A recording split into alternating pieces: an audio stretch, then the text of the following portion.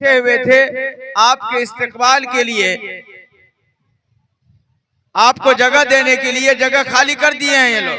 इसलिए आप मेरे नौजवान साथियों, फिर बार बार मैं कह रहा हूं कि जो जिम्मेदार कारकुनान रजाकारान है उनसे मेरी दरख्वास्त यह है कि इधर उधर लोगों को खड़े होने न दें, बल्कि उनको पिंडाल के अंदर भेजें। अल्हम्दुलिल्लाह जगह। अस्सलामु अलैकुम वरहमतुल्लाहि वबरकातुहू। दोस्तों, उम्मीद है कि आप सब बखैर होंगे। चलिए आज का वीडियो शुरू करने से पहले आपसे छोटी सी दरख्वास्त है कि आप चैनल को ज़रूर सब्सक्राइब करें, लाइक और शेयर करें। चलिए आपका वक्त ज़ाय करने से पहले बेहतर है कि वीडियो शुरू किया जाए।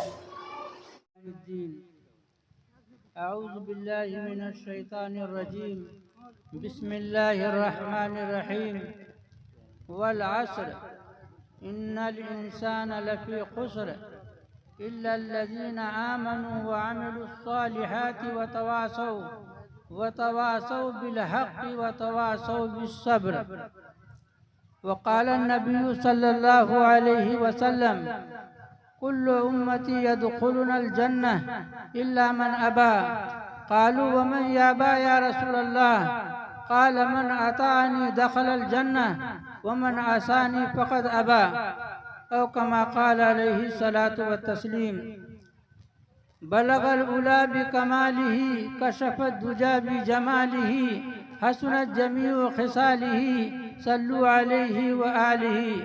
अल्लाहुम्मा सल्ली व सल्लिम दाइमन अबदा अला हबीबिका खैरिल खल्क़ि कुल्लिहिम। अल्लाहुम्मा सल्ली व सय्यदना मोहम्मद व अला आलि सय्यदना मोहम्मद बारिक व सल्लिम। काबिल सद एहतराम मुअज़्ज़ज़ सदर जलसा, वो स्टेज पे तशरीफ़ फरमा उलमाए इज़ाम व सामिईन किराम और बाहर से आए हुए मेहमानान इज़ाम, हम सब के लिए आज बड़ी खुश नसीबी और खुशबख्ती की बात है। अल्लाह ने हमें दीन की निस्बत से यहाँ पर जमा किया है और तामीर मस्जिद के ताल्लुक़ से जलसा मुनक़िद हुआ है, जिसको हम सुनने के लिए आए हैं। और ख़ास तौर से अपने इलाके के जो मशहूर और मारूफ मुक़र्रिर हैं और बड़े दिलचस्प मुक़र्रिर हैं, जिनकी बात में दिलचस्पी भी है और नसीहत भी है, वो हमारे सामने है। इंशाअल्लाह थोड़ी देर के बाद वो आएंगे और उनके बयानात को आप लोग सुनेंगे और जो कुछ वो आपसे अपील करेंगे उसके मुताबिक आप अपनी जेब को भी संभाल के रखेंगे। बहरहाल ये बड़ी खुशनसीबी की बात है, अल्लाह ने हम सबको यहाँ जमा किया है और दीन की बात सुनने और कहने का एक सुनहरा मौका अल्लाह ने हमें इनायत फरमाया है। मैंने आप हजरात के सामने कुरान करीम की एक छोटी सी सूरत पढ़ी है और उसी की थोड़ी वजाहत करूंगा और एक हदीस पढ़ी है, उसी के ताल्लुक से कुछ अर्ज करूंगा। 10-15 मिनट में मैं अपनी बात को ख़त्म करूंगा। अल्लाह रब्बुल इज़्ज़त का इरशाद है, अल्लाह ने फरमाया कसम है ज़माने की, कसम है ज़माने की।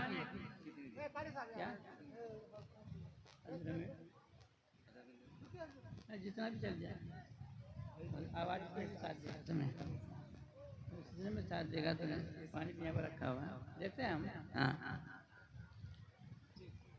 तो अल्लाह ने फरमाया कसम है ज़माने की, यानी वक्त की कसम है। ज़माना वक्त को बोलते हैं। कसम है ज़माने की, और ज़माने की कसम खा करके अल्लाह ने हम सबको ये बताया है कि वक्त बहुत कीमती चीज़ है। जो वक्त की कदर करेगा अल्लाह ताला उसको दुनिया के अंदर भी और आखिरत के अंदर भी बढ़ाएगा। वक्त जो है बहुत ही अहम है। वक्त का ख्याल करना, वक्त को सही इस्तेमाल करना, ये हर मुसलमान के लिए ज़रूरी है।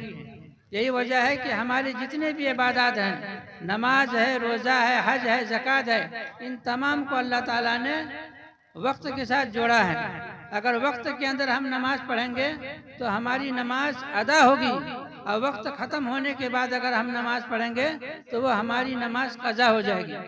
तो वक्त की इतनी अहमियत है। रोज़ा का भी यही हाल है। रमज़ानुल मुबारक में अगर हम रोज़ा रखते हैं तो वो अदा है। रमज़ानुल मुबारक के ख़त्म हो जाने के बाद अगर हम रोज़ा रखते हैं तो वो रोज़ा कज़ा होगा, अदा नहीं होगा। तो वक्त की इतनी अहमियत है। इसी की अहमियत को सामने रख करके अल्लाह ताला ने कसम खाई है, कसम है ज़माने की। जितने भी इंसान है दुनिया के अंदर सब के सब घाटे में हैं। दुनिया के अंदर जितने भी इंसान है सब के सब घाटे में है, नुकसान में है, सब के सब टूटे हुए हैं, नुकसान के अंदर पड़े हुए हैं। कोई नुकसान से खाली नहीं है, तो सब के सब नुकसान के अंदर है। लेकिन नुकसान से बचने वाले कौन है?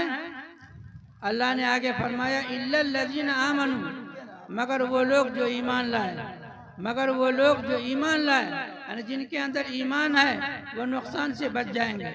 जिनके अंदर ईमान है, ईमान की एक बहुत बड़ी तफसील है। ईमानियात एक बहुत बड़ी चीज़ है।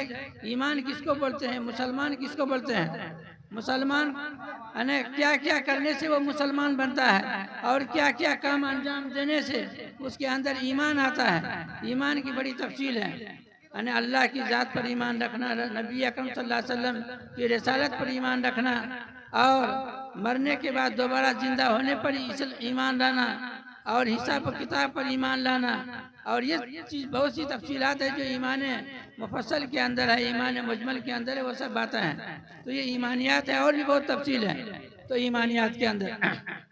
और आगे फरमाया गया ना जो लोग मुसलमान हैं, जो ईमान वाले हैं, वो नुकसान से बचे हुए हैं। और आगे फरमाया वह अमलुस सालिहात, और वो लोग जो नेक अमाल करते हैं, वो लोग जो नेक अमाल करते हैं वो भी नुकसान से बचेंगे। और नेक अमाल क्या है? नेक अमाल की भी तफसील है। नेक अमाल का खुलासा इतना समझिए कि अल्लाह ने जो काम करने के लिए कहा है उन कामों को करना, और जिस काम से अल्लाह ने रोका है उन कामों से रुक जाना, ये है अमल सालेह। इसी बात में सब बोलिए माशाअल्लाह, हाथ उठा के बोलिए माशाअल्लाह। तो अल्लाह ने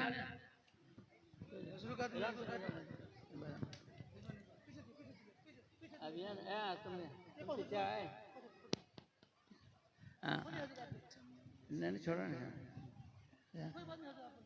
अल्लाह ने जो काम करने के लिए कहा है उन कामों को करना। अल्लाह ने क्या करने के लिए कहा है?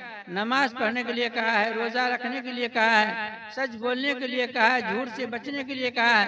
जो काम करने के लिए अल्लाह ने कहा है तो उन कामों को करना, और जिन कामों से अल्लाह ने रोका है उनसे रुक जाना, इसी का नाम अमल सालेह है। इसी का नाम क्या है?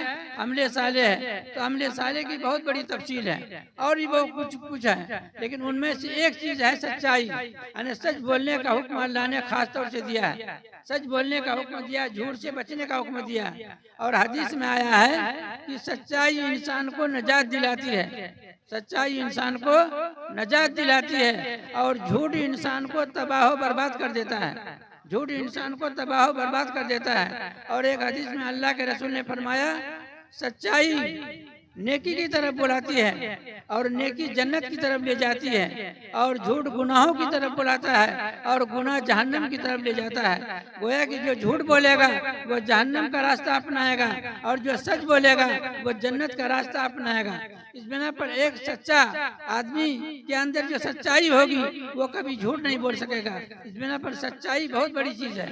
सच्चाई बहुत बड़ी चीज़ है। सच्चाई किस चीज़ का नाम है? दिल के अंदर जो चीज़ है जबान से उसी को जाहिर करना। दिल में जो बात है, छुपी हुई जो बातें हैं, जबान से उसी को बोलना, इसका नाम है सच्चाई। यानी दिल और जबान का बराबर होना। और झूठ किसका नाम है? दिल में कुछ है और जबान से कुछ बोल रहा है। दिल में कुछ है, जबान से कुछ बोल रहा है, इसका नाम है झूठ।